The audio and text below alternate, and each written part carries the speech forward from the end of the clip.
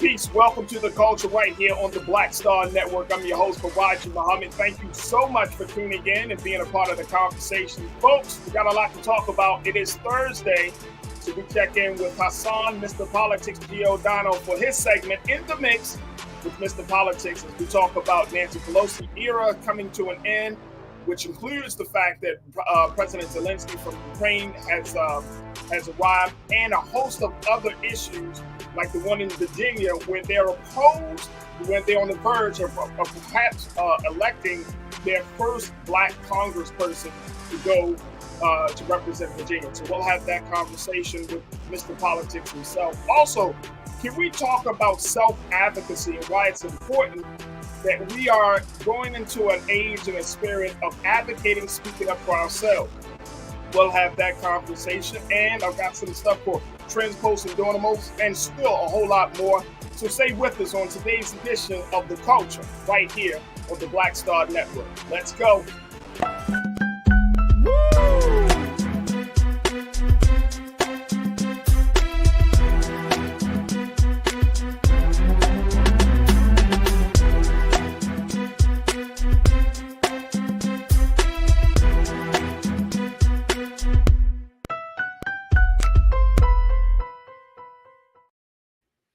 Folks, welcome to The Culture here on the Black Star Network. I'm your host, Fawad Muhammad. Thank you so much for joining us this afternoon. Folks, we got a lot to talk about, so let's jump right in. First and foremost, we know that President Zelenskyy has made his way over to Washington, and yesterday we talked a little bit about it, where the president of Ukraine has come to Washington to shore up the support that America has for Ukraine. Well, that meeting happened with President Biden yesterday, along with the joint press conference. And then last night, President Zelenskyy shared some remarks with joint session of Congress, which it also showed that America was standing in solidarity with Ukraine. Now, during that meeting, of course, take a look at this.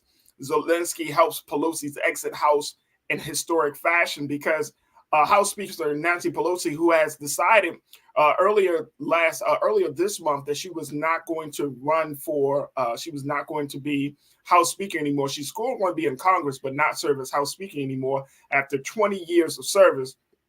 Has been an historic end for her as she continues to advocate for Ukraine. As she also saw the January 6th committee coming to an end, where they have recommended the Department of Justice file charges and prosecute against former President Donald Trump, and so much more. So let's jump in the mix with Mr. Politics, Hassan Giordano, to bring us up to speed on this Zelenskyy situation, Pelosi era coming to an end, and so much more on politics. Plus, folks, we want you to join us in the conversation. Make sure y'all post your comments in the chat as we're streaming live on YouTube, Facebook, and of course, Black Star Network. Hassan. What's happening, Cat? Oh, man.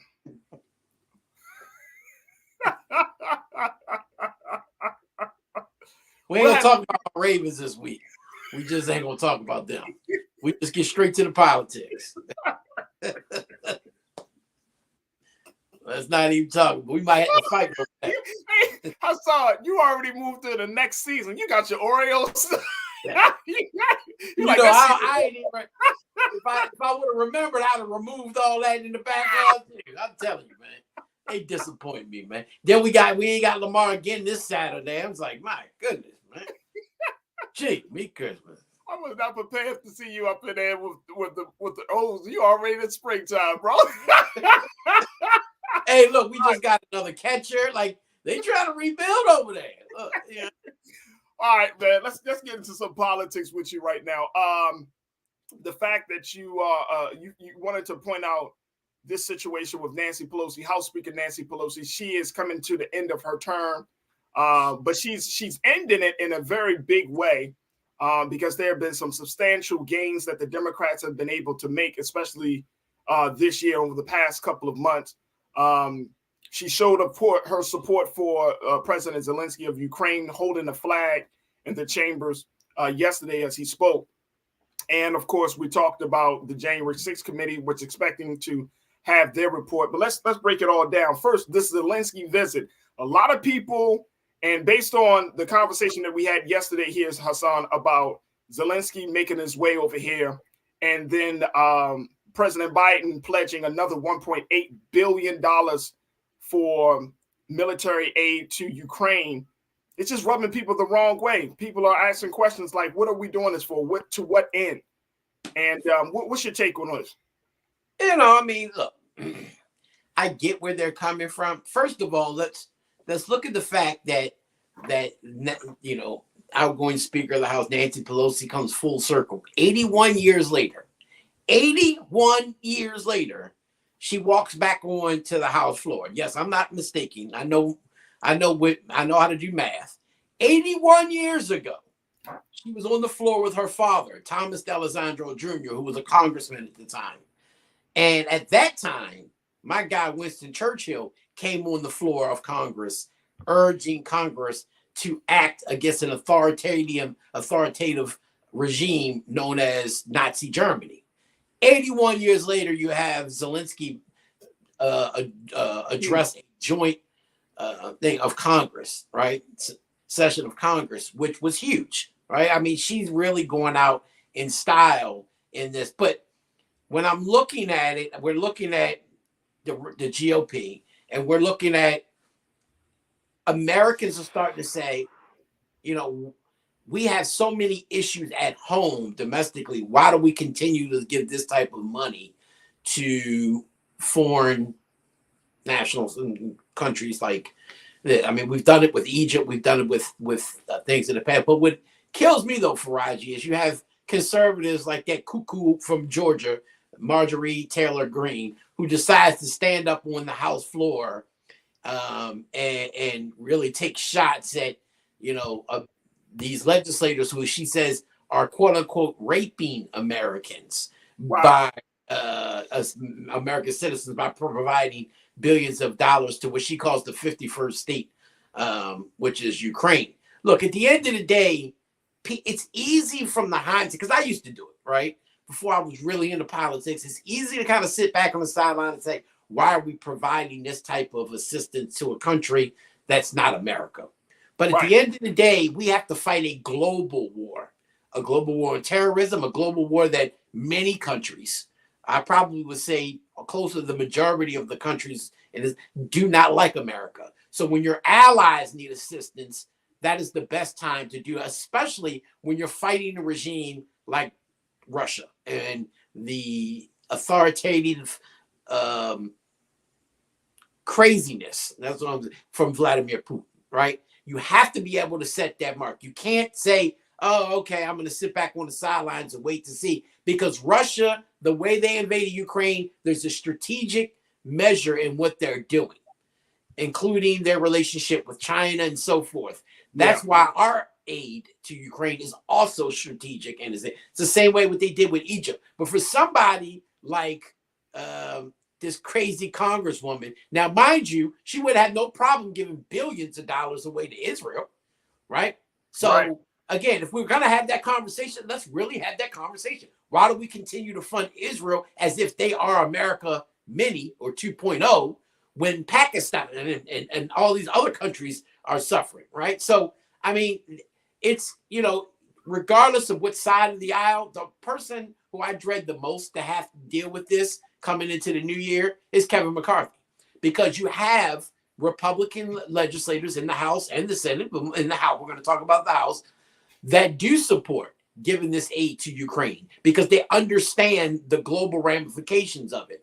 But he also has to be able to keep in line the firebrand conservatives like Marjorie Taylor Greene and this Conservative Freedom Caucus in order to even maintain a majority to be the Speaker of the House. So he's going to have to walk a very fine line in regards to how we deal with and how we continue to fund, if at all, the Ukraine moving forward. Absolutely, absolutely. Hassan, just fix your camera for me for a little bit, bro.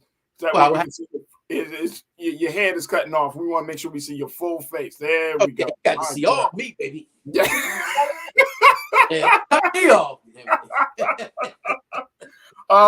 So we're walking a fine line here. Now for Pelosi, this is would she consider, her where America is, where the Democratic Party is? Do you think she would consider this all a win for her, especially as she ends her term as House Speaker?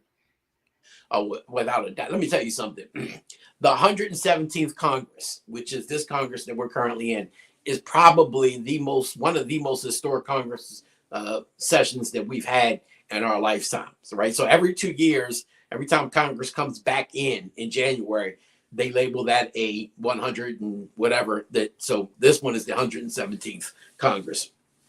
And from what has been done, from the historic funding of infrastructure to COVID funding to everything that we've seen from the January 6th and this very huge, look, part of it was, and probably the larger part of it was a political tactic, right? But January 6th was an insurrection. It was something that doesn't come around often. So for her, the major lift for the speaker to be able to galvanize a House that is not a supermajority of Democrats. You do have a majority, but to be able to corral that many members to make all of this happen. Look, she did not make her history in this Congress, right? Let's make no mistake about it. She's going out after two decades of essentially being the Democratic leader in the House. And for many purposes, the Democratic leader on Capitol Hill, bottom line, right? She's seen many presidents come. She's seen even more go, right? And during that time, she became the first female Speaker of the House in 2007. She repeated that feat in 2019, becoming the Speaker again. She was the floor leader in some of the most historic pieces of legislation we've seen pass in our lifetime. Obamacare being one of them, Frank Dodd, and how we tackled Wall Street and the corruption of Wall Street. So she has a history of being there at the center of some of the most historic pieces of legislation of our lifetime. Look at COVID, the way COVID was done, the amount of money that came out of Washington, D.C., based off the amount of money that went to United States cities across this country because of most of that, because of her leadership. I'm telling you, you can write books on the historic value of Nancy Pelosi beyond just the female aspect of it, obviously, and the history she made there. And we probably won't hear a lot about some of the backroom deals and some of the things that she did. But Nancy Pelosi has set her mark, and we're going to be talking about her for not decades, but centuries. Let me take a quick pause there as we continue our conversation with In the Mix with Hassan, Mr. Politics Giordano. We got to take a quick break. When we come forward, folks, let's continue the conversation about some political stories and get your comments as well. So join us in the chat right now. And to stay tuned, we got a lot to cover here on The Culture, right here on the Black Star Network.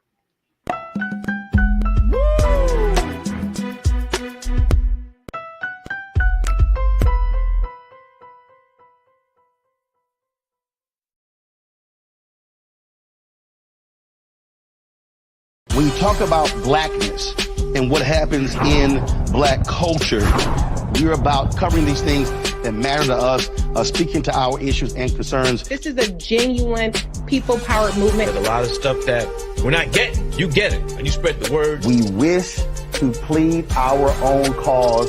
Too long have others spoken for us. We cannot tell our own story if we can't pay for it. This is about covering us. Invest in black-owned media. Your dollars matter. We don't have to keep asking them to cover our stuff. So please support us in what we do, folks. We want to hit 2,000 people, $50 this month, raise $100,000. We're behind 100,000, so we want to hit that. Y'all money makes this possible. Checks and money orders go to P.O. Box 57196, Washington, D.C. 20037-0196. The Cash App is $RM Unfiltered. PayPal is R Martin Unfiltered. Venmo is RM Unfiltered. Zelle is Roland at RolandSMartin.com. Black Star Network is here. Oh, no punch! I'm real revolutionary right now. Thank you for being the voice of Black America. All momentum we have now, we have to keep this going. The video looks phenomenal. See, there's a difference between Black Star Network and black-owned media and something like CNN. You can't be black-owned media and be scared. It's time to be smart. Bring your eyeballs home. You dig? hatred on the streets. A horrific scene, a white nationalist rally that descended into deadly violence. White people are losing their damn minds. As an angry pro-Trump mob storms the U.S. Capitol, we're about to see the rise of what I call white minority resistance. We have seen white folks in this country who simply cannot tolerate black folks voting. I think what we're seeing is the inevitable result of violent denial. This is part of American history. Every time that people of color have made progress, whether real or symbolic, there has been what Carol Anderson at Emory University calls white rage as a backlash. This is the rise of the Proud Boys and the Boogaloo Boys. America, there's going to be more of this. Here's all the Proud Boys, guys. This country is getting increasingly racist in its behaviors and its attitudes because of the fear of white people. The fear that they're taking our jobs, they're taking our resources, they're taking our women. This is white fear.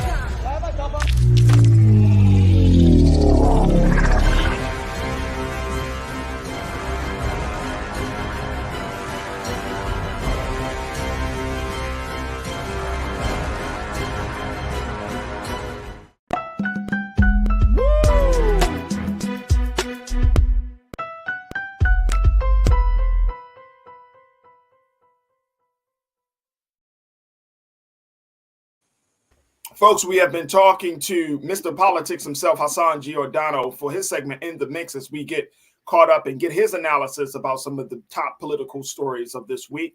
Let's bring Hassan back into the frame here. So, Hassan, we got a couple of folks that did want to check in to give their take, not just about Nancy Pelosi, but just this whole Ukraine matter, and trying to get some understanding around it.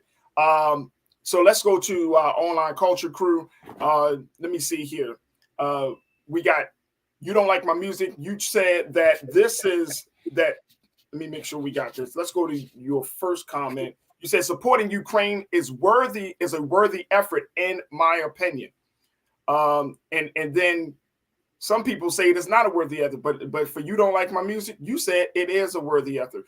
What about you, Hassan? Do you think this is a worthy effort to support? On its face, I would say no. But given the global dynamics of fighting this war alongside Ukraine against, again, a kind of tyrannical type of empire, absolutely, without a doubt. I would have rather spent this money here than what we spent in Egypt under the Bush administration. That was just a travesty in and of itself, especially when they have these free and fair democratic elections that they installed over there at that time. Members of Hamas win, which is an Islamic group obviously looked at as a terrorist organization by countries like America, and yet Hamas wins your free and democratic elections, and then you say, oh, no, we got to do it all over again. You know what I mean? Stuff like that is contrary to what we believe in a free society, right? Yeah. You're the one who implemented these democratic elections. Now the person you don't like wins, and you have a problem with that. Here in Ukraine, it's far different, right? Again, Russia has a strategic measure in why they attacked Ukraine at the time that they did. They're not going to stop at Ukraine. This is one of many steps that they have, and they're allied with China, who really cannot stand America, right? So from a global standpoint, America has to understand the interest. We understand and see that they're not willing to put boots on the ground. That means they're not willing to put American troops' lives at risk, and I would not be supportive of that. But to the degree in which this Biden administration has went forth in this, providing this type of financial aid, providing levies against Russia in various ways, is absolutely the right move from a long-term perspective as well as a short-term. Lana checked in and said, Hassan, this Ukraine mess is going to be the next worst thing to happen to Black people outside of the 2008 recession. This is not in Black best interest. Well, I disagree. I mean, so if you want to weigh it versus black and white, we got to look at it from a country standpoint, right? And so I'm a Black person that lives in this country, so it is against my for my interests. Because if we allow Russia in partnership with China to go about what they were doing and to topple Ukraine, and then basically take back what was known at once as the USSR. They're going to only strengthen their resolve and come after America next. And so we have to, at times, be able to stop this. I get it. I agree that if you're going to give this type of aid, like we're not talking about a couple thousand, 100,000, or even millions. We're talking about billions of dollars, right? And it's funny, people start to ask is, how do you come up with this type of money all of a sudden when a war like this jumps off, and yet you can't come up with that same type of money to help homelessness or help feed people or for people who are struggling in this country? That is an argument that's well, debated. And I think but isn't that two different? But I mean, it's two different pots of money. Well, it is and it isn't, right? So in a sense, it is because this is military aid. But again, if you can still do this militarily wise, why can't you do this domestically as well, right? They are two different pots of money in terms of foreign aid as opposed to domestic. But again, if we're able to get this type of money that quick and provide that there, why can't we do it? Look, we just passed a $1.7 trillion omnibus bill, and we do this on regular basis in Congress. And yet our parties can't seem to come together enough to be able to give child care tax credits that we saw left off the table in this negotiations. But yet we can come together real quick for foreign aid for other people, right? That child care tax credit has proven at that limited amount of time that we had it a few years back, right before the Biden administration came in, that could in and of itself help alleviate poverty in and of itself, just by itself. That helps, especially single parents. So it is a part of a larger argument we should be having is, if as a party, we put you in there to represent our interests, how come our interests are never met the way interests of foreign interests are being met? That's a big question. That's the question that everybody is posing. It's like we in a drop of a dime, and I know it takes some time, maybe a couple of weeks, but in the big scheme of things, it's such a short period of time that the government can come up with money. I said this yesterday. I mean, it's not like the president comes to the American people and does a speech from the Oval Office and say, I would like to get your approval to move $1.8 billion to help Ukraine. He doesn't do that. It's all of that stuff is done behind closed doors, and then it's announced that that's going to happen. So the American people, we really don't have much say in it. You know what I mean? Like we have say on policy terms, but when it comes to money in this country, whoever is managing the money, they're going to manage the money however they see fit, right? And especially our political officials, especially the president of the United States. The president is going to say, this is in our best interest, our national interest. Therefore, I'm gonna request this money from Congress, and Congress is going to pass this bill to get this money. So it's like, I mean, and that's the suck part about this whole thing, is because it's we as the people are being told that democracy is one way, when it really is not that we're making all of the decisions. The people aren't aren't at the table for all of the decisions, the big decisions. The people are in for policy stuff. And sometimes we know the people aren't always heard on that level. But when it comes to financial things, when it comes to putting money in somebody's pocket, we're not, the American people, quote unquote, aren't at the table. Well, I mean, technically we kind of are, because there are representatives, right? Okay. Facts. Okay. But I get you. Like, we're not the ones in the room making those decisions. President Biden is. He's supposed to be our representative. Same way with our congressional representatives. They're supposed to be there representing our interests. The problem that exists is many times these people get into these positions and they completely forget that they are there representing our interests. It becomes all about their interests. And I always ask legislators this: what is your defining line when you're deciding on passing legislation? And this was especially during the debate with gay marriage and stuff here in the state of Maryland. Because at the end of the day, you may be, as I am, against abortion or gay marriage. But that's what you believe. But if the greater constituency of the greater majority of your constituency believes in it, doesn't matter what you believe. You're there to represent their interests, not yours. And I think many legislators tend to forget that. They tend to think this is all about me. So I'm going to get in these back rooms and I'm going to make the deals that I want to make to empower me and those around me to make sure that we're good financially moving forward. But they tend to forget about, especially not only just their community, but those that look like them. You don't see that in other communities. You only see that really in our communities. In other communities, they make sure their people are taken care of. Yeah. You can best believe that even if they're empowered a little bit more and they get there, they're going to make sure, because they understand generational wealth. They understand that they have to be able to leave a legacy, not just for their family, but their community.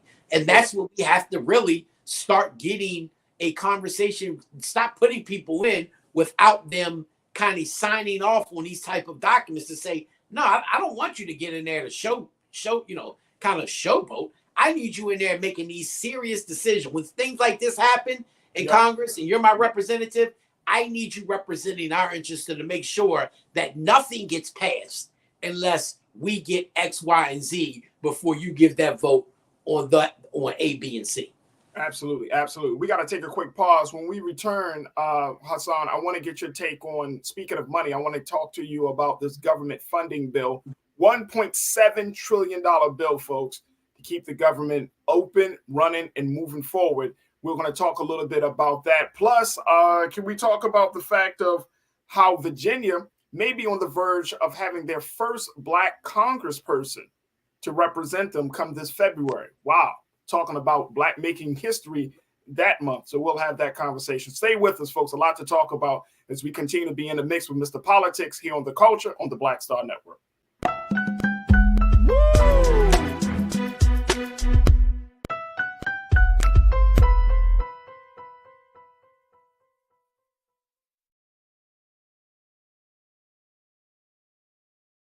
Hatred on the streets, a horrific scene, a white nationalist rally that descended into deadly violence. White people are losing their damn minds. As an angry pro-Trump mob storms the U.S. Capitol, we're about to see the rise of what I call white minority resistance. We have seen white folks in this country who simply cannot tolerate Black folks voting. I think what we're seeing is the inevitable result of violent denial. This is part of American history. Every time that people of color have made progress, whether real or symbolic, there has been what Carol Anderson at Emory University calls white rage as a backlash. This is the rise of the Proud Boys and the Boogaloo Boys. America, there's going to be more of this. Here's all the Proud Boys, guys. This country is getting increasingly racist in its behaviors and its attitudes because of the fear of white people. The fear that they're taking our jobs, they're taking our resources, they're taking our women. This is white fear.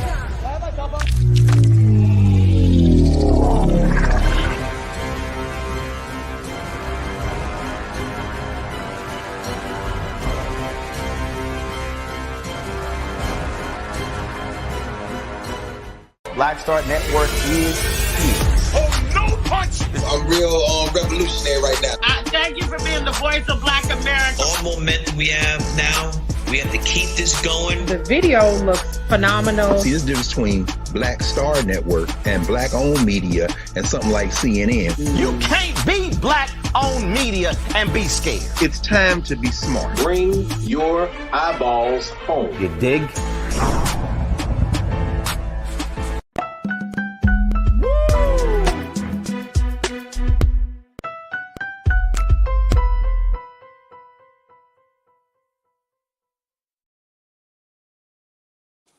All right, folks, welcome back to the show. We are in the mix with Mr. Politics, Hassan Giordano, as we are every Thursday here on The Culture. And Hassan, we've been talking about a lot of big money relating to the Ukraine situation. Well, let's bring this money close to home. The government, the Senate clinched a deal this morning, for the passage of a $1.7 trillion government funding package in the coming hours, averting a shutdown that would have kicked off Friday at midnight tomorrow. This agreement on this vote, according to the reports on the bill HR 2617, it helps to get out of the gridlock between senators, between the parties, and between the houses of Congress. But I'm wondering, in this bill, $1.7 trillion, is this just a bill to keep the government running and open? Or is this what it seems like? Because I've been reading some reports, bro, and it seems like there's a little bit of everything in this bill. Yeah, I mean, it does. It's an omnibus bill. So meaning an omnibus bill is a large package of legislative priorities, right? We used to have what's called pork in Congress, and they kind of did away with that. Pork is a way for a senator or a congressperson to put amendments to bills to get certain funding for their districts. And they stopped that years ago because they felt like, people were getting paid off, if a certain industry gave them so much money and then they were getting millions of dollars put into these pork bills to bring back home. That was a way for them to kind of get kickbacks or whatever. But this is kind of similar to that. This is an omnibus bill that helps keep the government open, right? We have this will fund it through September 30th of next year, right? So government would have been shut down. And it looked like yesterday, for all intents and purposes, that we weren't going to reach this point. Senator Mike Lee from Utah put in an amendment that kind of tied the Department of Homeland Security's funding into the preservation of the Trump era policy known as Title 42. And so, not just Republicans supported this, mind you, there's certain conservative Democrats, Kristen Sinema being one, and the Joe Manchin, West Virginia. So there are Democrats that supported Title 42. Title 42 was basically during COVID, during the Trump era, they kind of did this for border security, that nobody could come through based off the COVID. And so they wanted to continue this effort. So he tied this as a simple majority amendment. And simple majority means you only need 51 votes. Well, with 50 Republicans, and all you need is one Democrat to sign off, and they knew they could get that.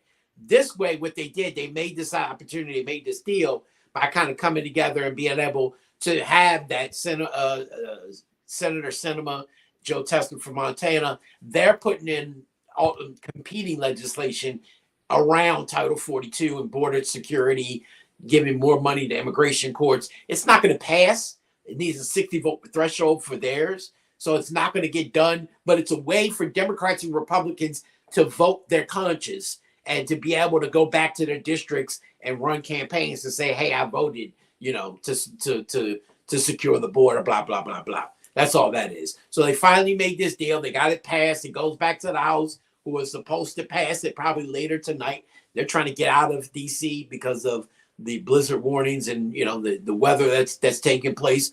So that'll probably be passed, in the next, probably not by the time we get off this program, but right after that. By the end of tonight, that should be passed and sent on to the president. Now, this is a lot of different packages. Like you have the 10% increase in budget for Pentagon, right? $45 billion going to Ukraine, another $40 billion for disaster relief. They're going after letting the president go after TikTok to make sure that's now we've seen individual states start regulating TikTok and that you can't use it in government facilities and government computers because of their China parents that are the parent companies for TikTok. So there's many different provisions in there that Democrats and Republicans like and that they supported. That's why I think it was like a 68-2 vote or something to that degree today in its passage. So it's gonna fly through the House and get to the but again, things that should have been in there, like the child tax credit and other things that could have really went in there, did not go. Another corner piece of that is what Donald Trump used to try to, again, act like he didn't win the election was a centerpiece, the Electoral College reform bill, the legislation. That's in this piece as well. So that kind of clarifies that the vice president is his role in being able to certify the electoral count vote is only ceremonial, that they cannot intervene and overthrow what the states had done. That was codified and put in this legislation as well. So it's like a smorgasbord of bills. Right. And that's why they call it the omnibus bill. Right. $1.7 trillion, though. for a number of things. Okay, so these are bills that I mean, and I'm just saying, based upon what I've read and how you broke this down, this is stuff this is like end of year stuff that has to be done. It is, but here's the thing, though. This is what makes it so interesting, is because Democrats don't have a super majority, especially in the Senate, right? A very slim majority.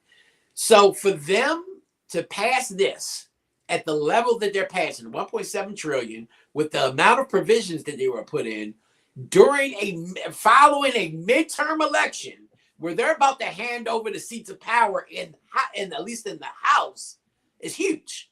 Usually, if a party that just failed to maintain control of one of the chambers and they're on their way out the door and don't really have a huge majority in both chambers, will never be able to get something like this passed. And again, that speaks to the leadership of Speaker Pelosi in one chamber and the Democrats in the Senate as well. But they help kind of shepherd this and guide this through. So I don't want people to think, oh, this is just another omnibus bill. For them to be able to do that at the 11th hour, going into January, knowing the Republicans are about to take over control of the House, was huge. It really was. Politically, this was a huge move. So, I mean, and I know I want to get your take on this because I'm seeing a trend, Hassan, in terms of the Democrats are really getting some big political wins over these past couple of months. Am I wrong in thinking this, bro? Like, it seems like some of the stuff is under the radar. Some of the stuff is, is being talked about.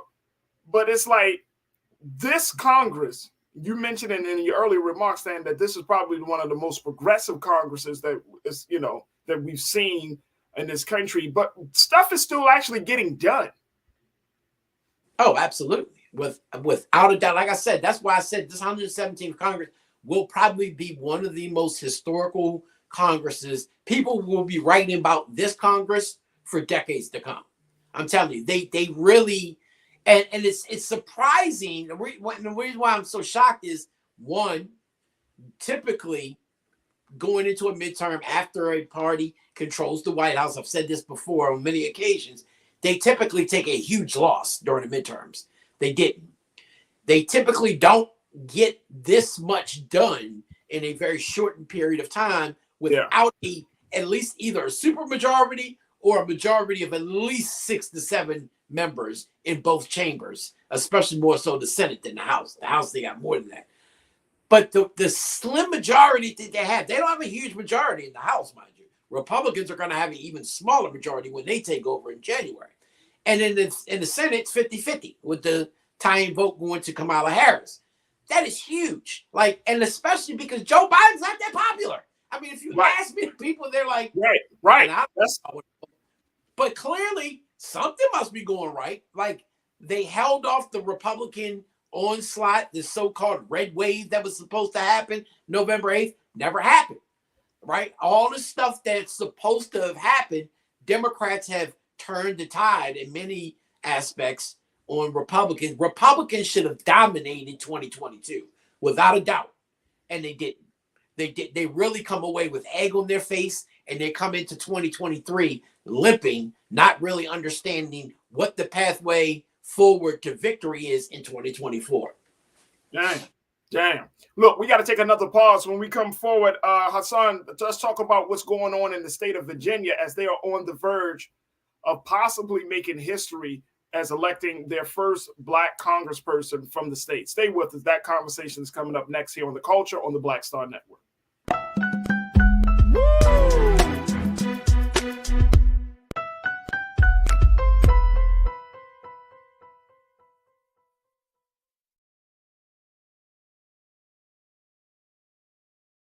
Black Star Network is here. Oh, no punch! I'm real revolutionary right now.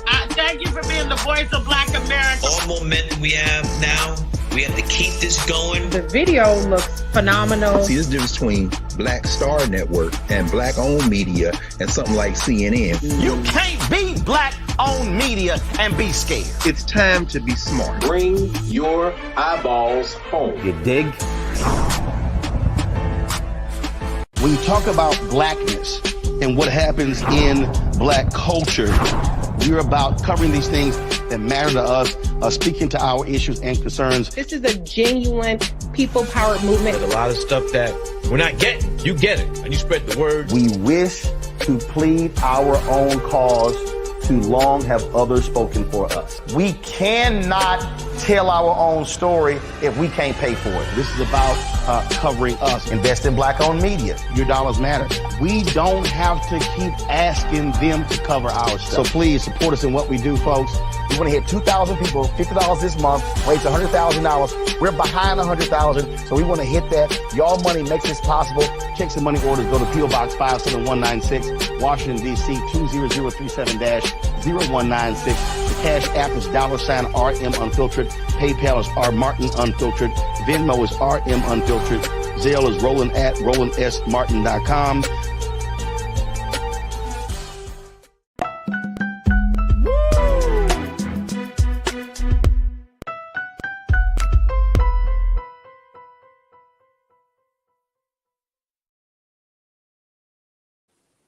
Folks, we are still in the mix with Hassan, Mr. Politics Giordano, as he gives his analysis, and we get your thoughts about some of the top political stories this week. Hassan, there was, it looks like the state of Virginia may be on the verge of making history. Let's talk a little bit about what's happening down there. Virginia State Senator Jennifer McClellan has overwhelmingly won the Democratic nomination to succeed the late A. Donald McEachen in Congress. Party officials say she won by a huge majority with the nomination of 23,000 votes in Tuesday's firehouse primary over Senator Joe Morrissey, who netted just 3,782 votes, and two other candidates. She will be the overwhelming favorite in the heavily Democratic 4th congressional district when a special election is held on February the 21st. Why is this so significant? And what was some of the factors that brought her to this point? Well, first and foremost, let me say, we want to rest in peace to Donald McEachen, and we want to give prayers to his family. He's a 61-year-old congressman who just won overwhelmingly in that district during the primary, and then lost his fight with cancer, unfortunately, which caused this special election. Jennifer McClellan will be, and I can predict that right now, right? No vote has been cast yet in the February special elections, general election yet. But I can tell you right now, in a district like this, and the way this district is made up in the 4th Congressional District of Virginia, she will be the first African-American woman to ever represent Virginia in Congress, right? And it's just, this district in and of itself, it's amazing to see the story. McClellan, she ran for governor 3 years ago, and she didn't win. I think it may have been last year. She didn't win, but she raised her profile across the state of Virginia and became a Democratic rock star in many corners of politics in Virginia, D.C., Maryland region. And so that really helped propel her to this seat. McEachen, many people didn't, they knew he was battling cancer, but he kind of went suddenly. So for her to jump into this race and get, 85% of the Democratic vote, right? That is huge. That is monumental. Kwesi Mfume, a former congressman here in Maryland, who jumped back in and won a special election, didn't even get 85%. And he was former head of the NAACP across this country. Like, he is a historical icon and didn't even get close to 85%. So that just shows the level of support McClellan has in Virginia. All the congressional representatives, all 8 of them, came out in support of her, as well as, many of the state legislative leaders, a lot of national and local groups. So she's going to easily beat Republican Leon Benjamin. He's a black pastor down in Virginia. Doesn't have a chance at hell, unfortunately, but I don't think it's even going to be even close. It's not going to even, I think she's going to probably get even more than the 85%. She'll probably likely get like 94, 95% of the vote down there, because her district largely encompasses her legislative district that she was a senator of. So they already know her, number one. And it kind of borders from Richmond into the counties that kind of border North Carolina. It's largely African-American and Latino.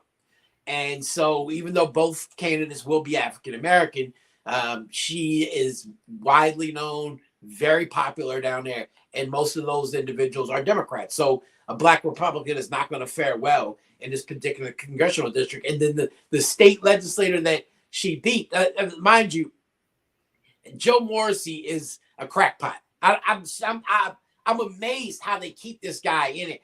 He was a lawyer who got disbarred twice.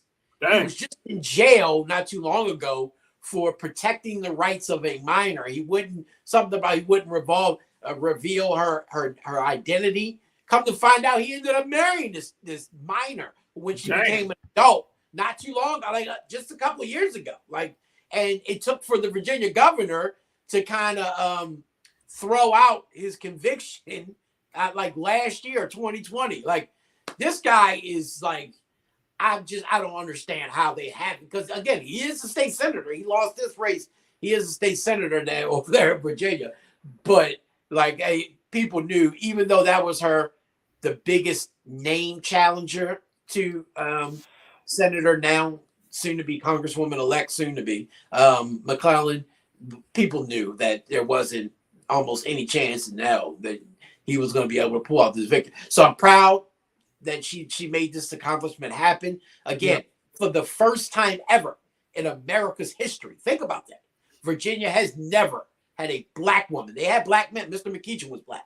So they've had African-American men, but this is the first Black woman to represent Virginia in Congress. It's a huge feat. And finally, we're getting past these ceilings that I think we should have been past a long time ago. And in the final few moments, Hassan, it speaks to, I want to get your take on this as we go into the bringing in the 118th Congress peoples to come in. This is a much more diverse Congress than it has been. Of course, America is much more diverse than it has been in years. So when we look forward on what that next group of Congress people will bring to the table, what's the big thing that we need to look at, and what are the big things that you're looking at? It's going to be interesting to see, Faraji, on how we do this. Obviously, Democrats control the Senate, Republicans control the House. So it's going to be a lot of gridlock, right? Republicans has a very slim majority in the House. And again, Kevin McCarthy is going to be pulling his hair out, trying to figure out how to keep the more moderate, what they would call rhino type Republicans, in line with the more Freedom Caucus conservative Republicans, in order not only just to remain speaker, but to kind of get what they need to get done in the House done. So Democrats are going to have an opportunity to pick some stuff off in the House. In the Senate, they have, again, a super slim majority. They picked up the Pennsylvania seat. So now instead of 50-50 at 51-49, so it's, we won't need Kamala Harris breaking ties anytime soon. Hopefully, never know. You still got Manchin and Sinema, so God knows, right. We might need her more than we think. But nonetheless, I don't think much is going to get done, because the first year they're going to it's going to be more gridlock, political posturing. Then the second year, or really 6 months into next year in 2023, they're going to all be focused on running for 2024. So I really don't think anything substantial will get done for the American people, which is even more why this $1.7 trillion omnibus bill was so huge, because it's probably the last huge piece of legislation we see passed on behalf of the American citizens until 2024 and 2025, unfortunately, because it's going to be all about the White House jockeying for who can win the White House, as well as who can control Congress once again. And I just don't see the House may pass something that the Senate will never pass. Senate may pass stuff that the House will never pass. And guess what? It's a stalemate. Let me ask you, we got like a minute left on this, Hassan. Any particular pieces of legislation that will be in the best interest of Black America will be on the agenda with this new Congress? Black? No. I don't think that. You said Black? You can have American citizens benefiting from anything, let alone Black. I mean, I think if Republicans understood the temperature of America and realized the racial makeup of America, they would try to sit down and at least come together with Democrats to provide financial relief to Americans who are who are going through some very tough economic times, they would try to find some type of compromise in the electoral process, the elections process. How do we strengthen our election process? How do we make sure that more people can cast ballots without being afraid of retribution? How can we strengthen the mail-in process that we saw become ultra popular since COVID, right? Republicans, instead of embracing it, they seem to be trying to run away from it or police it. And that's why they keep losing these races. I mean, many of races November 8th, a lot of Republicans were winning after election night, and then they got their ass whipped with mail-in balloting, right? And instead of trying to say, oh, let me figure out how these Democrats are doing that, let's try to embrace that method instead of kind of alienating it or policing it and, you know, getting even further behind. They haven't. So hopefully they take a different tactic in terms. I don't, in this day and age of Trump, I don't see them doing that. And if I was advising them, that's what I would tell them to do. But hopefully we can see something of fruition come to pass that actually benefits average Americans, black and white, right, of all nationalities. Because at the end of the day, we're all suffering right now. Everything's going up other than paychecks, right? And there is no more COVID relief money. So at the end of the day, we got to figure out a way to bring prices down or to raise prices that's going into people's pockets. Absolutely. Absolutely. Hassan, always a pleasure to reconnect with you. Can we see you next week for the final week of the year? We think about yeah. We got, especially if the Ravens win Saturday. Oh, especially if the Ravens. I don't know. I might be in mourning. My guy, Hassan, Mr. Politics Giordano. Make sure y'all check him out every Thursday for his segment In the Mix with Mr. Politics here on The Culture. Hassan, always a pleasure, brother. Thank you, sir. Yes, sir. Peace. All right, folks. We got to take a quick pause. When we come forward, let's switch gears a little bit. Let's talk about self-advocacy and how you can self-advocate for yourself without sacrificing your energy. I'm going to be checking in with Brother Shanedu Wakor Ford to get his take on what we could do to speak up. Stay with us. That conversation is up next here on The Culture on the Black Star Network.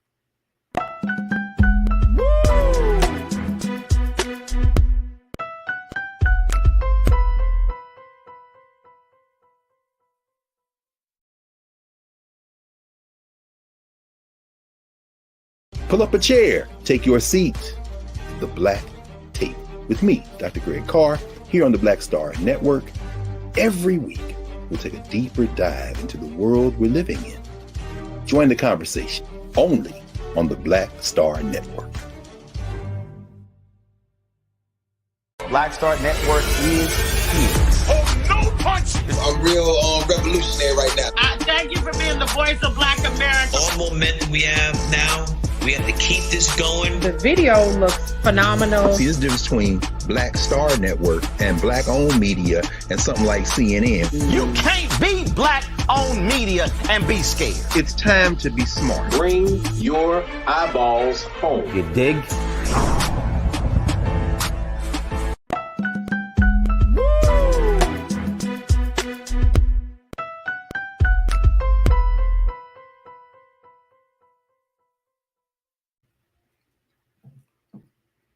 All right, folks, welcome back to The Culture here on the Black Star Network. All right, I wanted to have a conversation around speaking up for yourself. They call it self-advocacy, and why it's important for us to not just speak up for ourselves, but to do it in such a way where you don't have to give up a part of yourself. You have to sacrifice, as some would say, sacrifice your energy. Here's the conversation, and this it's important that as we go into 2023, and you may reflect on 2022. You know, we only have a few shows left before the end of the year. But I want you to take a moment right now to reflect on how many times there have been moments or situations where you felt like you could have spoken up for yourself, to talk about what you need, what your interests are, maybe what your desires are, right? But you just could not bring yourself to speak up. Well, it is important, folks. It is absolutely important, not just for yourself, but even for the culture, that we have a better understanding of the importance and the value of self-advocacy. Take a look at some of the information around this. There is a coaching platform by the name of Better Up, and they describe it. Take a look at it here, folks. It says describes self-advocacy as the ability to speak up on your behalf effectively. Now, I want us to keep that word in mind. Effectively is the key word here, folks. Ariane Hunter, who is a speaker, author, and career equity consultant for Black women for Southern Pointers, she said, we should prioritize our energy before we speak up. Now, I know a lot of people are talking about energy. A lot of people are talking about making sure that your mind is right. This is important for us to do, especially as we move into another year. But Ms. Hunter said, in that moment, it's not often an easy question to answer, but really check in with yourself in terms of, is this going to deplete my energy? Because at the end of the day, we really have to preserve our mental health and not fight every fire. Her definition of self-advocacy places emphasis on the first part of the word self. It springs from a place of knowing yourself. Very different conversation we want to have here about the culture, but it is a necessary conversation because I'm seeing it on social media. I'm talking to a number of people, and I'm hearing that people are really, especially now, especially some women, are feeling like, you know what, I need to speak up for myself. I have family members who feel this way. I know I have business folks that I know that need to feel this way. Like everybody is trying to find their voice. Well, here to give us his insight on how you can find your voice is our brother Shinedu Okorafor, who is a diversity, equity, inclusion specialist. And he's going to give us some information, his analysis about this, especially as he has been an advocate and an activist on the front lines for social justice for years. And since he's been in college and now he's out of college, he still makes sure that he learns how to speak up.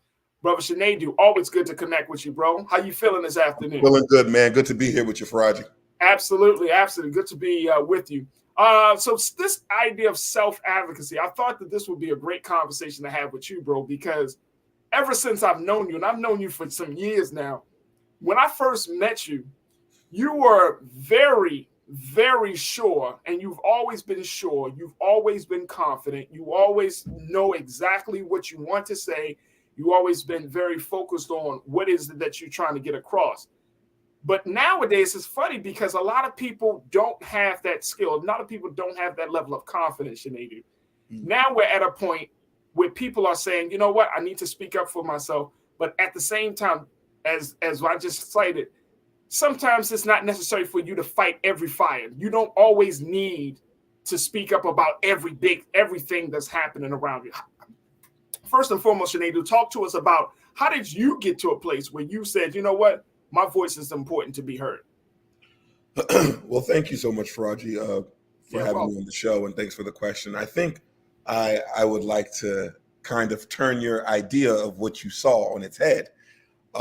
I don't think I have been very, very confident. I do not think that You could have fooled me, brother. But here it is. What happens is I knew what I wanted. I knew what I didn't want to happen. And because I knew what I didn't want to happen, it pushed me to do the things that I need to do to make things happen differently. And I think sometimes it's the motivation that creates confidence. When I saw certain things that were going on, for instance, little things in my university or little things in our society, I knew that it couldn't continue. And I think it behooves me to say that, hey, something has to be done. And I am not forcing anybody to have their belief, but I think God did the rest, because I was very nervous, but, kind of leaning on my, creator, I was able to do everything that I've done then and now, and still till today. It's a very hard thing to do, but when I remember what I'm doing it for, and when I remember that if I don't do this, this could happen. Somehow, God does the rest, and it happens. And that's interesting, bro. That is very interesting, because I'm serious. You really could have fooled me, bro. Every time I see you in the space, you seem to be very assertive. You know what you want. But this part about sacrifice and energy. Everybody's talking about energy nowadays, not making sure you deplete your energy.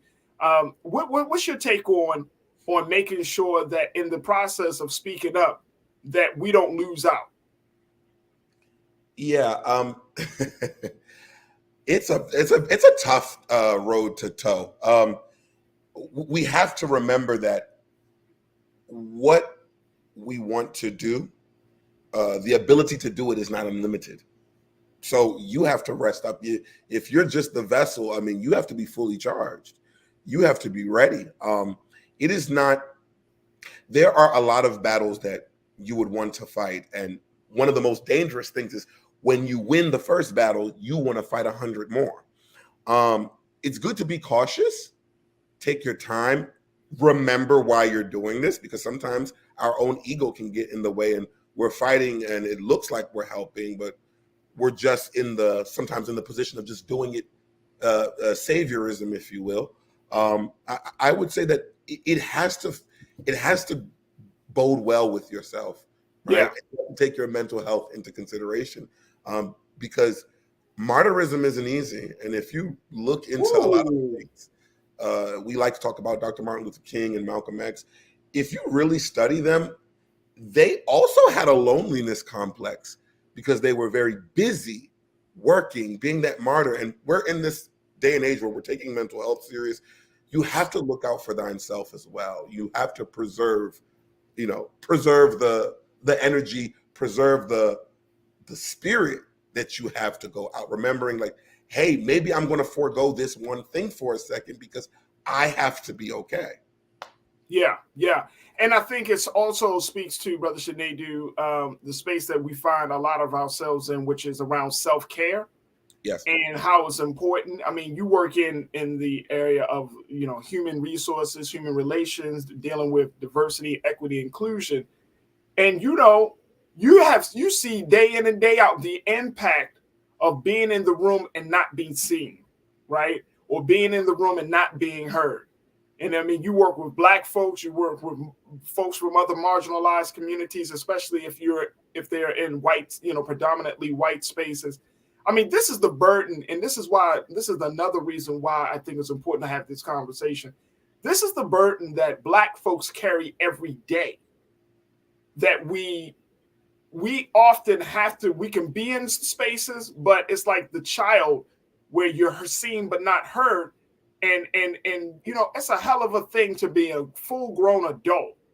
You pay taxes, you pay bills, you have a family, but then you get to work and you're felt like they're not listening to me, or you might be a part of a relationship, and in that relationship you feel like your voice is muted because your partner is always thinking about themselves, or they're thinking about what's in their best interest, or you know what I mean, or you might be running a business, and we have been holding on to that mantra, the customer is always right. So you may not feel like if I speak up, I might lose a customer, I might lose business. So there are always something to keep our mouths shut, and our desires to do things, to change things, to be a certain way closed in. And I'm wondering if we as the culture if we can push back on that. I feel like social media has opened the door for self-advocacy. People are much more, and it's interesting because, when you study it, people treat social media, especially like Facebook and Instagram, they treat it like their personal diary. You know what I'm saying? They share so much of their personal life. They share vulnerable moments with each other, which is all well and good if that's your choice and that's your preference. But it's funny how it's easy to share to quote unquote individuals we don't know, but they are followers. But it's much harder to share to that one person who may have offended you, who may have violated you, or somebody who may have caused you to go into the inside and not feel like they can say anything to you. It's just a very interesting dynamic and culture that we're in right now. Very much so. And I think it's very important and it's pertinent to make this a fact that speaking up for yourself is not being a rebel. It's just representing yourself, right? It's very important. And I think the imagery behind speaking up for yourself has been militarized. And that's not really always the case. It's just advocating. Speaking up for yourself is literally doing the verbal version of what you would do on a resume, right? You're saying certain things that say, hey, I am this and I am not that. Or when you said this, it made me feel that way. But I think what becomes the battle, and this is a self thing that you have to decide with yourself, is what price is great enough to pay. We don't want to speak up because of what we could lose. But what dies inside of you from keeping quiet? And when you weigh that, you have to make the decision on what's more important. Because the truth of the matter is, it's not about the job. You'll get another one, right? Because if you were qualified to get the first, you can get the second or third. But I think there is a fear of being the person that shakes the table. And what we're coming to see, especially in my line of work, is that when we make the space safe, and safe space starts with people, it's not a building, it's internal. When you make the safe space, you realize that everybody was doing that too. So it's really about making that conscious decision for yourself. And I think it would be nice for people to make it easier for other people to share, but that is a pipe dream. So in the meantime, it is up to you as an individual to find your voice your way. You don't have to do it my way. There's not one way to do it. And I think that's the problem. Everybody thinks that, if I'm an introvert and the extrovert was successful because he was super loud, now I have to be extroverted. No, find an introverted way that works for you and that is successful with the other person. There it is. There it is. Look, we got to take a quick pause. When we come forward, I'm going to share with you my take on this, and I certainly want to hear yours. Make sure you join us in a conversation with your comments, throw them in the chat, and then we'll do our best to highlight what you got to say. Folks, stay tuned. This conversation will continue right here on The Culture on the Black Star Network.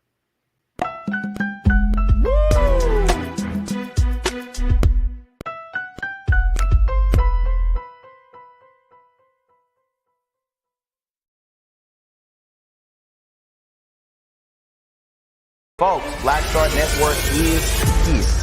Hold no punches. I'm real revolutionary right now. Support this man, Black Media. He makes sure that our stories are told. Thank you for being the voice of Black America, Roland.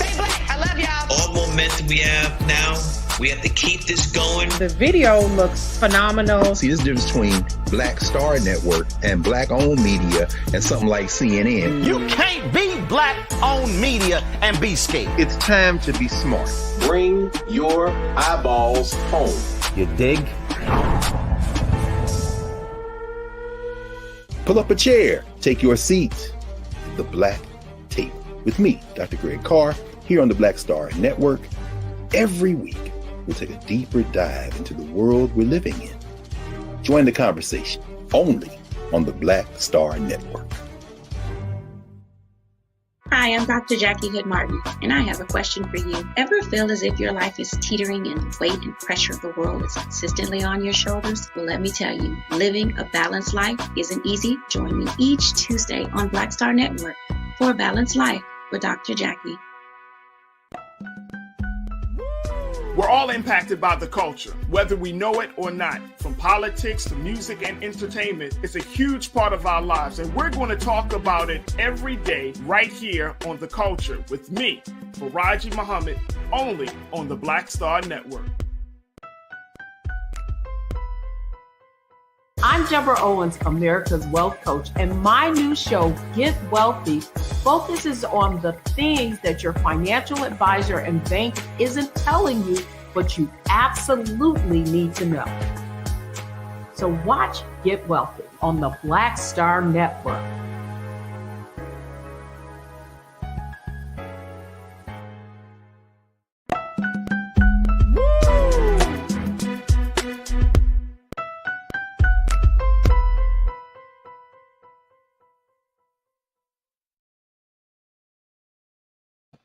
Folks, we have been talking about self-advocacy and what you can do to advocate for yourself without sacrificing your energy. We know that, especially in this current culture of things, that there is a lot of emphasis put on your mental health and energy. How much do you give?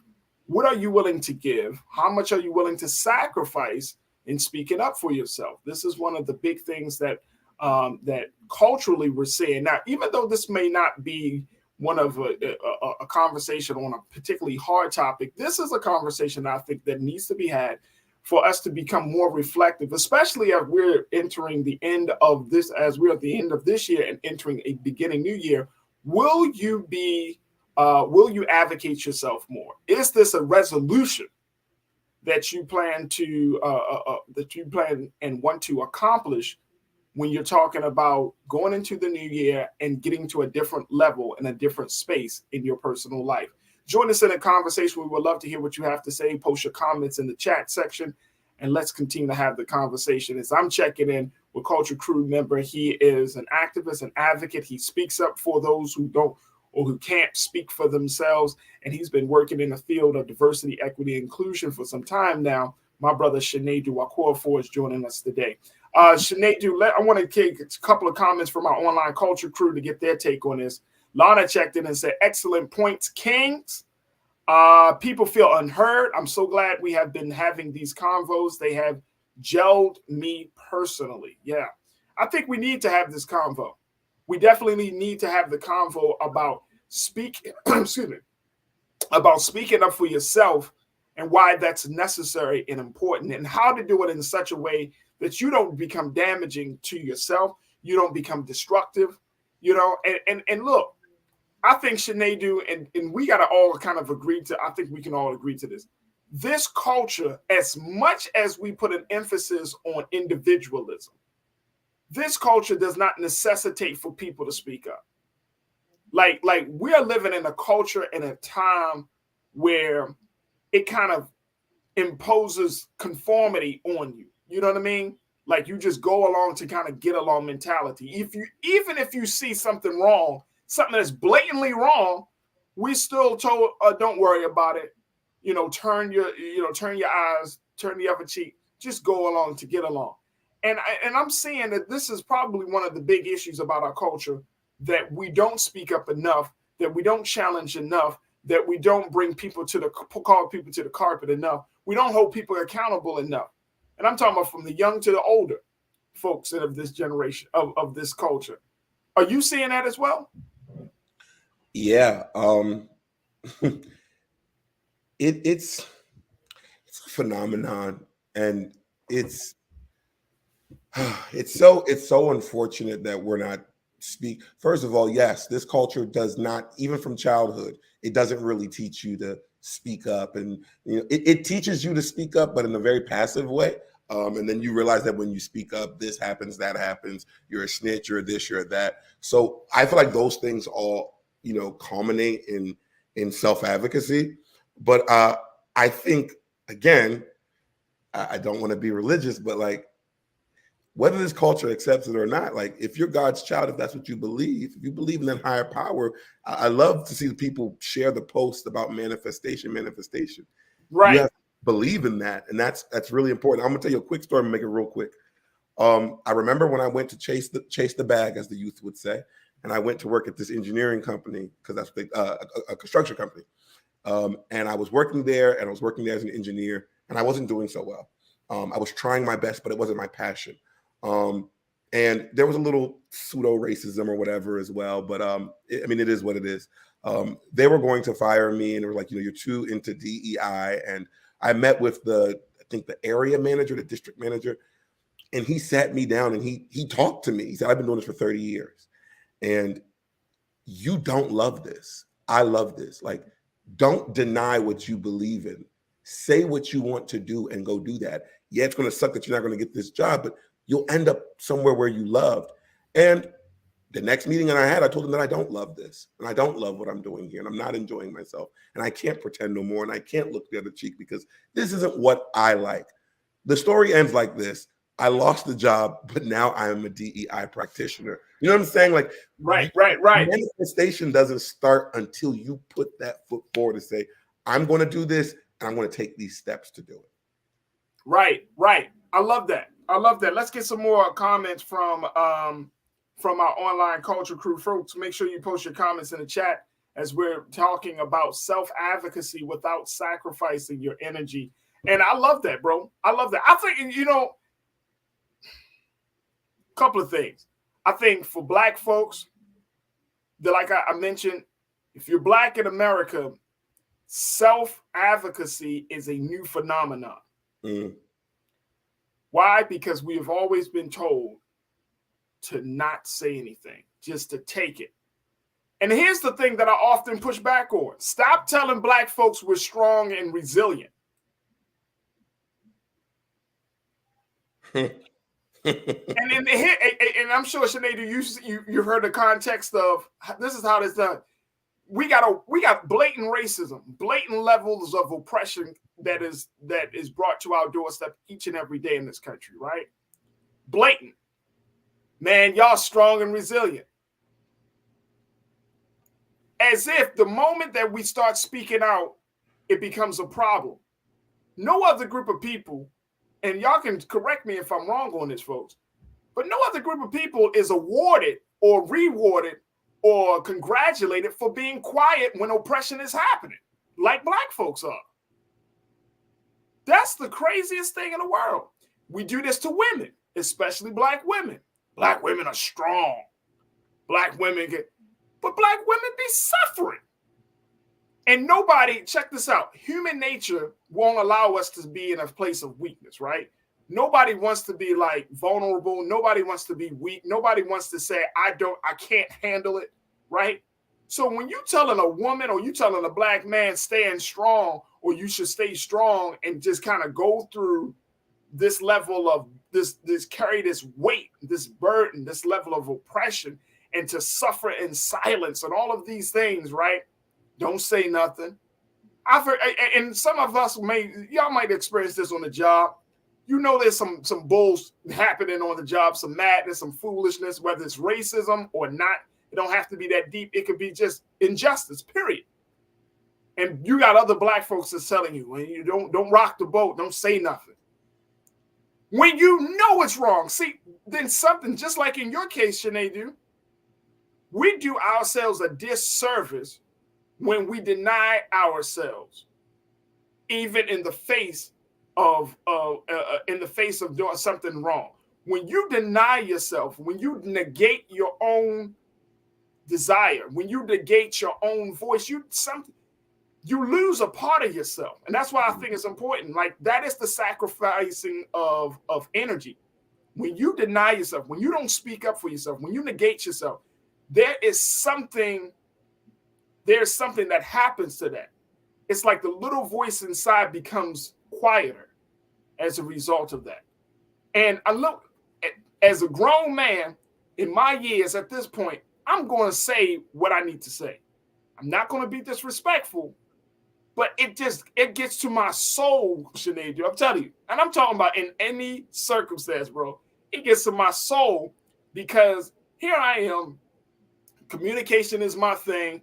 I speak about things and all of this stuff. And then in my personal life, you tell me I can't say something? You want me to deny my own feelings, to deny my own desire? You want to try to muffle the God-given talent to communicate? Oh, no. No. You're going to hear something. And if you deny me, I'm going to be passive aggressive of hell. I'm going to walk out the door and I'm going to say what I need to say and then close the door. You know what I mean? I'm going to get petty with it. But I think that's the thing, bro. That's the problem. What's your take, man?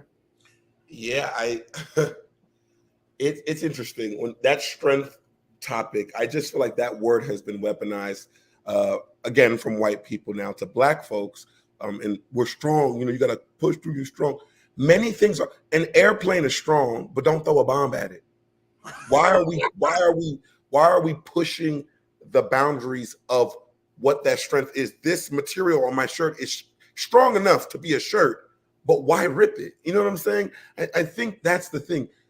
We can be strong in any sense, but that shouldn't be the reason that we should take more, because we have seen, Black women who are at a higher rate to not get the care that they need in the hospital because they believe that we're stronger.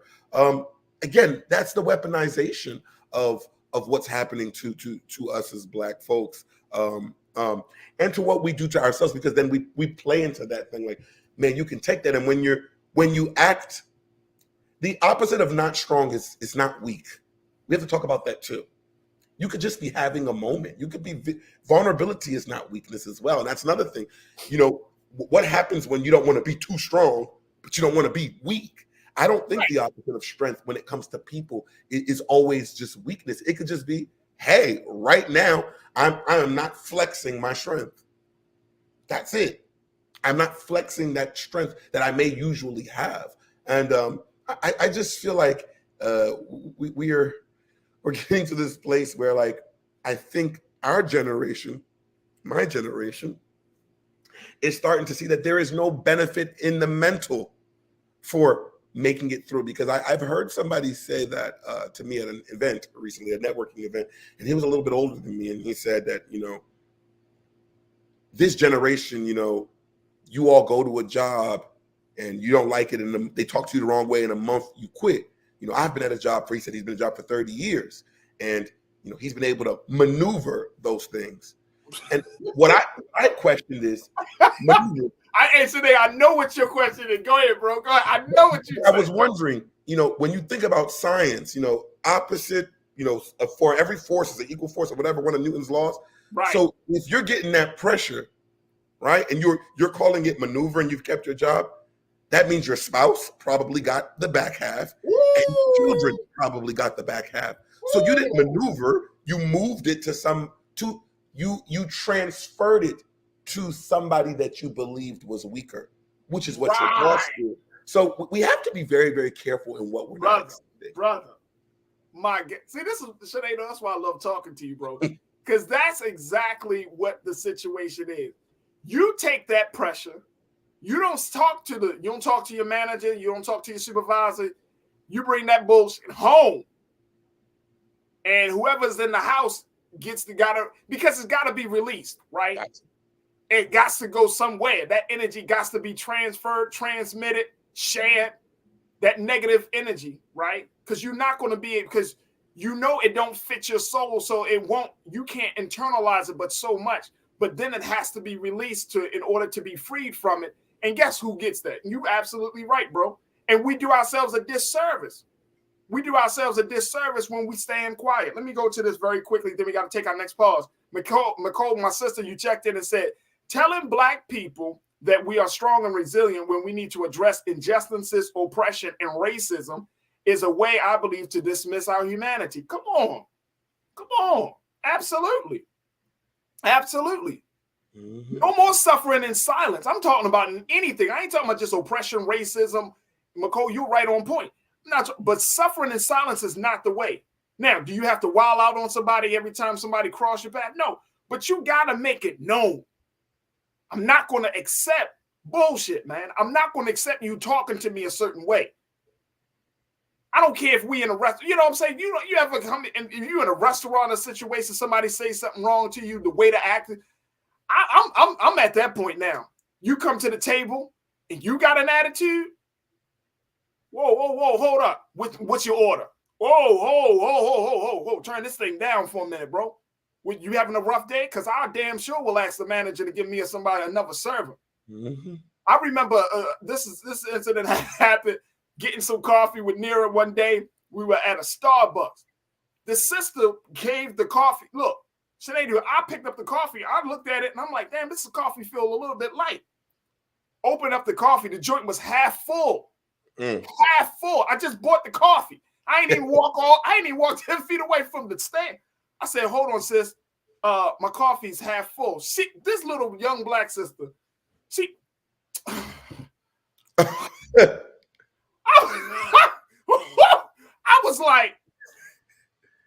I was, and I'm in Target, you know what I'm saying? I was like, what? I said, wait a minute. No, she was like, I was like, no. She ain't making the coffee no more. I want you to make the coffee.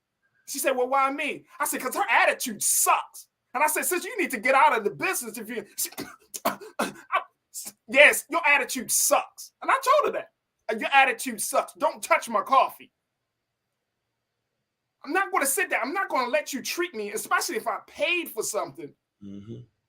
You didn't do your damn job, but you want to get mad at me for checking you for not doing your job? Sister, you better go out, man. You better take that coffee and stick it up. You know what I mean? That's how I felt. But you know what, Faraji? Hey, man, look, I'm telling you, self-advocacy. I'm not going to let you just talk to me. I'm a grown-ass man. I've been through some things in life. You're not going to, all I want is a damn cup of coffee. I'm not going to let you just walk all over me. Look, I got to take a quick pause. When we come back,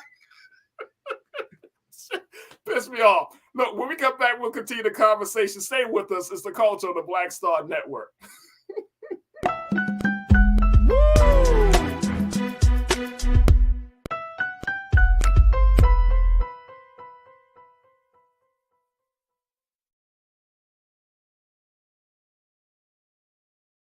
I'm Deborah Owens, America's Wealth Coach, and my new show, Get Wealthy, focuses on the things that your financial advisor and bank isn't telling you, but you absolutely need to know.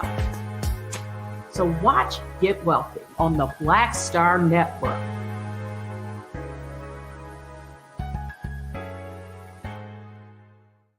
Black Star Network is here. Oh, no punch! I'm real revolutionary right now. Thank you for being the voice of Black America. All momentum we have now, we have to keep this going. The video looks phenomenal. See, there's a difference between Black Star Network and black-owned media and something like CNN. You can't be black-owned media and be scared. It's time to be smart. Bring your eyeballs home. You dig?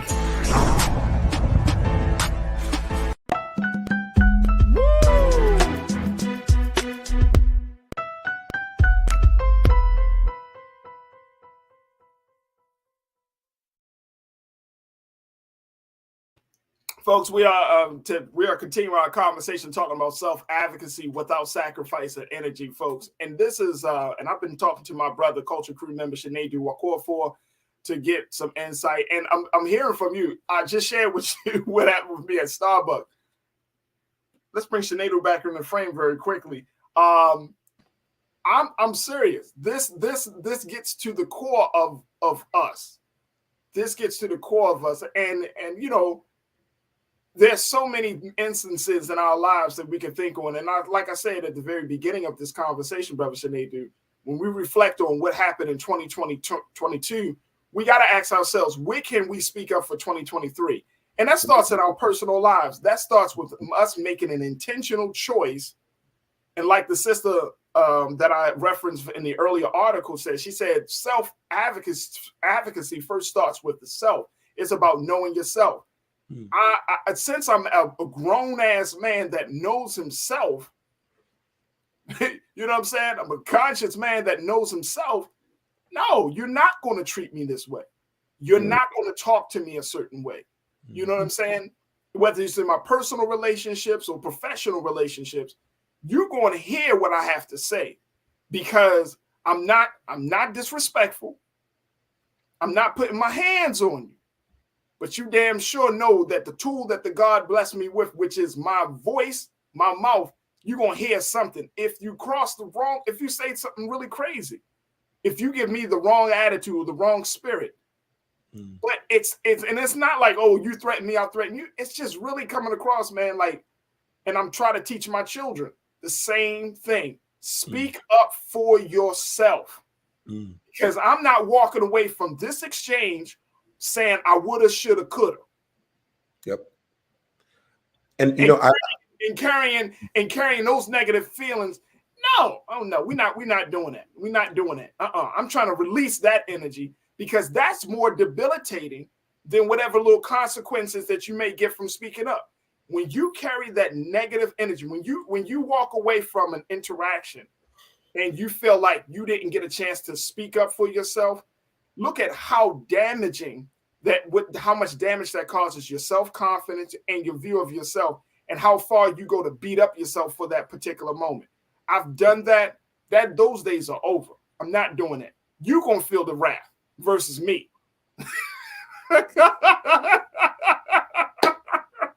My brother, talk to me.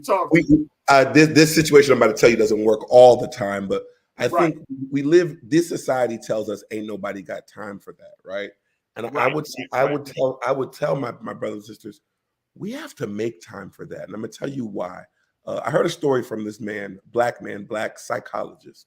He told me this story and literally it changed my life. He said he was at the mall and this black lady was with her child and the child was acting up. And then she said that she would beat the black off of him. Right? Then she told the lady told the daughter, I think it was a daughter, told the daughter to go and pick out, a doll or whatever that she wanted. And the daughter picked out this white doll and happened to be the black psychologist just happened to be in line. And the lady was going off on the daughter just generally because she was being bad. And he happened to have a paper and pen. And he wrote on that paper, "Ma'am, you are very, very beautiful. And I think if your daughter could understand how beautiful you were by maybe not hearing that you'll beat the black off the skin, then maybe she would want to get a doll that represents her skin color and not the white color." Gave it to the lady and left, a number or contact and disappeared. The point I'm making here, and the lady appreciated it and thanked him, called him, thanked him, told her all that she's going through. Sometimes the point I'm making is sometimes we have to flip the anger on its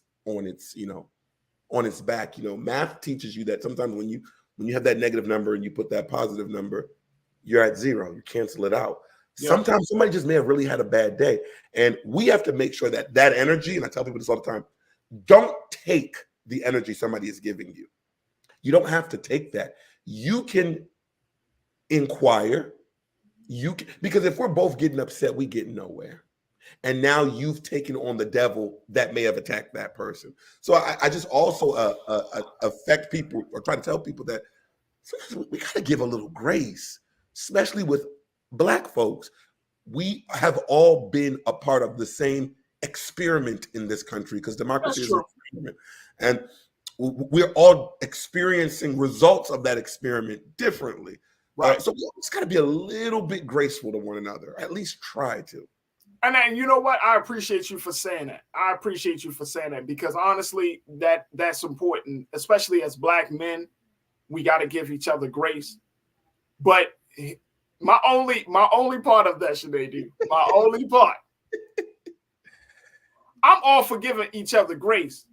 But when you know you done wrong or you violated as a Black person, you know you done wrong by your sister or your brother. Like I'm going back to the coffee situation. Or like Corinna checked in, she said when you roll up in the drive-thru, you have to ask for ketchup, and they start to act like the condiments came out of their damn paycheck.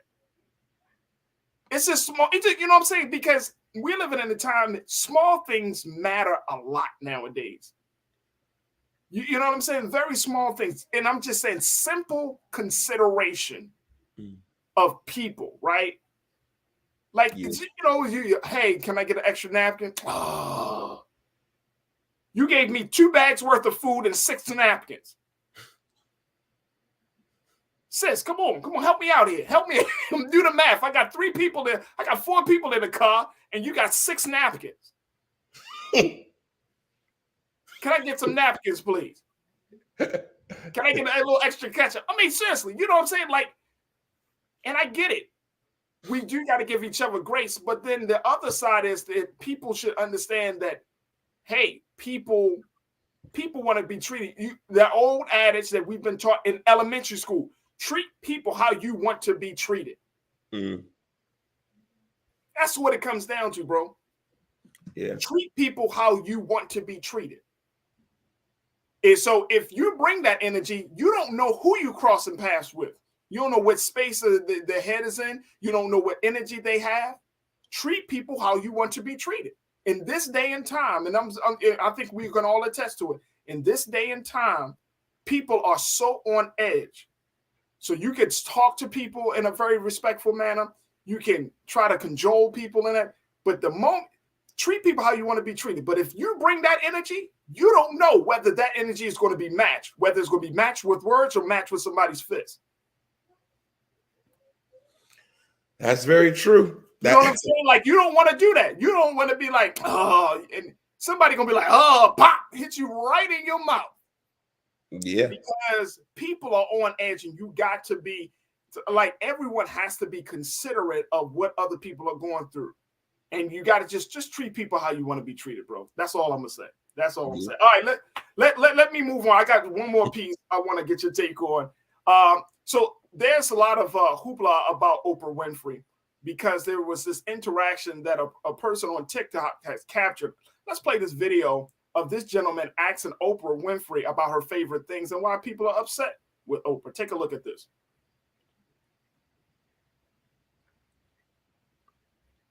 We got the video.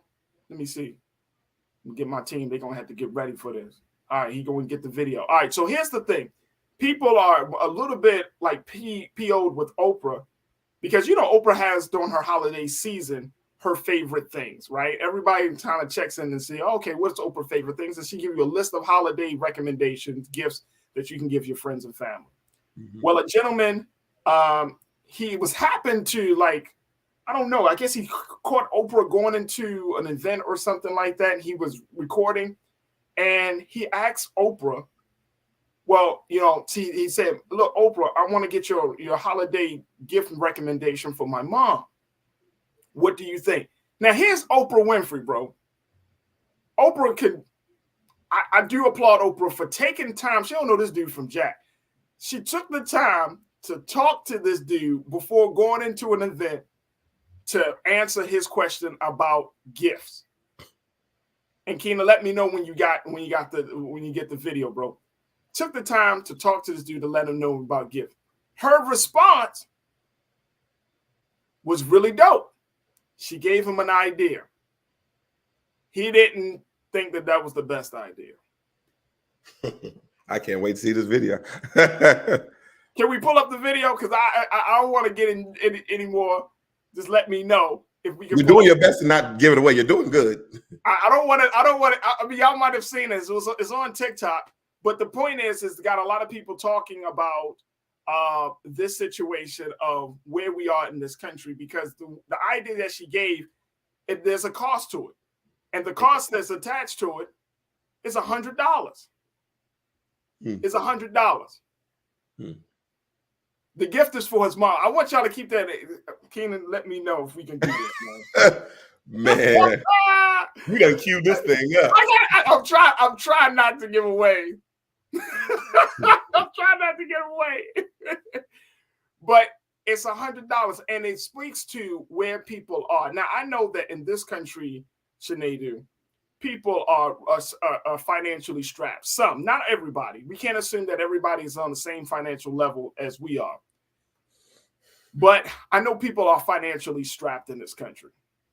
But you think about $100. If everybody thinks about $100, let me ask you this question, Sinead. Do you think $100 is a lot of money nowadays? No. Not me neither. I've spent $100 in a day.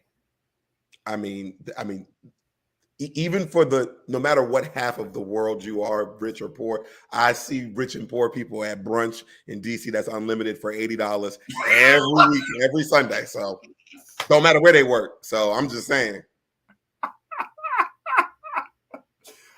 All right. My man King Keenan was able to get it. Take a look at this video of Oprah having this interaction with a man about getting a gift for his mother. Take a look at this, folks. She's not doing well. You know, a wonderful thing is that jewelry box that's at Moose. That I had on favorite things. A beautiful red jewelry box with a little. That's too expensive for me. No, it's not. It's really not. It's like $100 and some. A little lower in my price budget. Lower than $100? Mama, she understands. She has sentimental gifts. Okay, then this is the perfect gift for your mom. You do a list of your top 10 reasons why you love her. And you make a beautiful card, and it's your top 10. That's perfect. And it's sentimental, right? And it's sentimental. Your top 10. And I carry back. A favorite gift for my mom. She's not doing well. You know, a wonderful thing is that jewelry box. He said a favorite gift to my mom who's not doing well. What would you recommend? Again, this is Oprah Winfrey. Yeah, there's so much that can be said about this. This is Oprah Winfrey. She said, hey, there's this beautiful thing on my favorite things list. This beautiful jewelry box that's beautiful. Your mom would love it. It's $100. He said something a little bit lower. That's a little bit out of my budget. And she was like, $100 is out of your budget. So she gives him an idea, which is a nice idea, but she's like, well, tell her the top 10 things why you love her and put it and create a card. He said that's more of my spot, his style, that's his speed, is more sentimental. First and foremost, bro, you're a grown man. I'm a little bit mad at this, that folks get mad. People got mad at Oprah for suggesting a gift for $100. Maybe it's me, y'all, Culture Crew. I don't.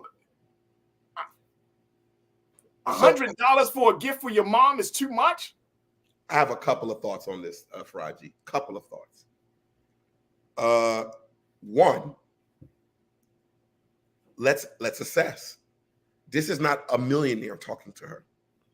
I think if Oprah was talking to maybe one of her millionaire friends, she probably may have said something different. I think her saying what she said is, again, Oprah is older, giving, what would she want to receive? I think that's what she was probably thinking. Like, you have to understand, first of all, $100 is not a lot of money.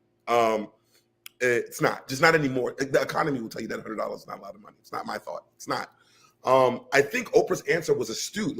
And it is just $100 because it used to be a big deal maybe in the 90s, but now it's just not. I like the second gift better because it made more sense. But my issue with him is this. You're asking Oprah Winfrey for a gift. That's where you messed up in the first place. In theory, because what if, and we have to also remember, we have to respect everybody's barometers, right? I don't expect somebody who makes maybe $20,000 a year to understand what a billionaire might want as a gift, right? And vice versa. Like, you asked Oprah, why you didn't ask your cousin, you didn't ask anything. And to be honest, if he was listening, she gave you an idea and where to get it from. $100, You could have just taken the idea and found a cheaper alternative of that. Because all it was a box, a jewelry box. You can buy a jewelry box anywhere. You didn't have to buy hers. So I wouldn't have said, oh, I think that's a little too much. I think he just put himself out there, in my opinion. I think that, I don't mind. Look, it's your mom, bro. And she's not doing well. And she's not doing well? If it was my mother and she's not doing well, I would drop 10 racks for my moms. Come on now. Come on. Mama, this is a holiday gift. Like, you know what I'm saying? You come to your mom who's not doing well with a gift card, with a card to tell you the 10 reasons why you love her. That's all well and good. It's very sentimental. It's nice. But I wouldn't balk at $100. That's just me, though. But people got mad and said, Oprah is so out of touch. You know how much the average date in America costs? And I'm not joking. They just did a research study on this. The average date in America costs at least $100. So if you're taking somebody out to entertain them and for their time, you're going to pay at least $100. It's your mom, bro. Yeah. It's your mom. Like, if I could, I'd give my money all of it. You know what I'm saying? Like, that's your mom, bro. It's the unwillingness to get to the 100 that blows my mind. See, I think when you look at it differently, it's not even really about the price at this point. No. But what you were basically, what you just told me is that you were unwilling to get to that price point, because what if, quote unquote, your mother's sickness, you need $100 to get the medicine. You gonna tell them, can you come down on price on that too? You know what I'm saying? Like, you didn't even sound like you wanted to try. Like, at first stint of that sound is like, I ain't giving my mother $100. That's what I heard. I ain't giving my mother something worth $100, whether she's sick or not. That's what I heard. And then I feel like as we wrap up, I feel like people getting wrong at the wrong thing. Why would you get first thing? Oprah Winfrey hit you with $100. People like, she a billionaire. She should know better. She's a billionaire. She could have hit you with something for $1,000. $100. Let's keep it real. Mm-hmm. Let's keep it real. Half, like, who said this? Let me bring this up. Nicole, my sister, you said what I wanted to know was how much is the phone that this brother was filming was filmed with cost. People pay almost $1,000 for cell phones, $300 for shoes, $200 for AirPods, etc. And you can't drop $100 on your mom, bro? You talking about giving her a card? This ain't Mother's Day. This is this is great. Your mother be like, oh, thank you, baby, for being a grown-ass man to give me a card that you made up with 10 things as to why you love me. I appreciate it, baby. I appreciate you. But you know what, Faraji? You know what I think? And I'm starting to realize this as my parents get older, is this. And I think Oprah might be realizing this too. Once you've reached a pinnacle of certain things, it's all about it's all, because what can you give your mother that equates to what she gave you? And I think that is, I think that's where Oprah was coming from, even by saying that $100 gift in the first place. It's like, think about Oprah. This is Oprah. She can get anything that she wants. Whatever you buy for her, she could also buy for herself. So it's like when you can give something that is more meaningful than price. I think that's where I think, because I'll tell you what, like my mother, I know I could give her all types of stuff, but it's very little things that I don't even know that I'm giving her that are just so meaningful to her as a mom. You know what I'm saying? That hit her in a way that makes all the sacrifice from before feel worth it. You know that's what I'm saying, bro. Like I'm giving my mom everything. I'm giving my mom everything, bro. You see what I'm saying? Mm-hmm. And you could still give her the card with tell you how much you love her and be real smooth with it. Like, mom, here's a jewelry box because, you know, the love that you get is so, there is no, it's priceless. So I had to put it in the box. You know, you could be smooth about it. Smooth with it, yeah. But just don't, you're talking to Oprah with this probably this expensive ass phone, and you talking about giving I need something lower than $100. Like, why would you put a price point on your mom, bro? I can see if it's your cousin or even your sister, your brother. But for your moms? If for your moms, nah, bro. Nah, bro. I ain't mad at Oprah because, matter of fact, I applaud Oprah. First thing, Oprah didn't have to talk to your dumb ass. Yeah. She didn't have to get time out of that. Second of all, you got 5 minutes with Oprah. Now you trying to put her on TikTok and put her on blast. Mm-hmm. You know what I'm saying? So he can come up with $100.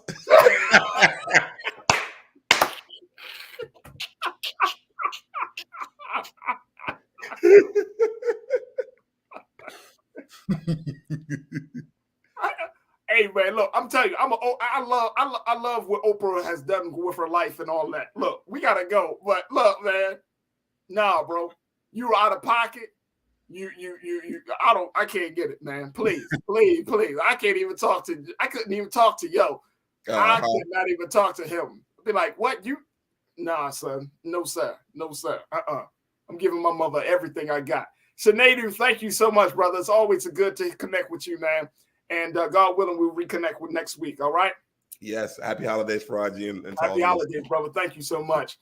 Folks, that's going to do it for us. I certainly thank each and every one of you for being a part of the conversation. Please, this holiday weekend, give your mother, your father, the person that carried the burden of raising you, a gift worthy more than $100. I want to thank my team. I want to thank King Keenan, Ariel, Joel. I want to thank my control room. Thank you. Make sure y'all go to blackstarnetwork.com to support us. Please, we need your support. Now, we're not going to tell you how much we want you to support us, but just know that if you understand the value of what we bring here each and every day, what kind of content we share, make sure that you show that by financially supporting us here at Black Star Network. Also, make sure you follow us on all social media platforms at Black Star Network. We truly, truly appreciate it. And you can certainly follow me, Faraji Muhammad. You can find me on Instagram at The Real Faraji and on Twitter at Faraji. I would love to connect with you. Stay tuned. Up next is Roland Martin Unfiltered. As always, never be afraid to challenge what's wrong. Stand for what's right while being yourself in the process. God willing, we'll talk on Tuesday. We're taking a little break because of the holidays, but God willing, we'll be back on Tuesday to give you another exciting edition of The Culture right here on the Black Star Network. Have a safe afternoon. Have a great weekend, and God willing, we'll see each other on Tuesday. Peace.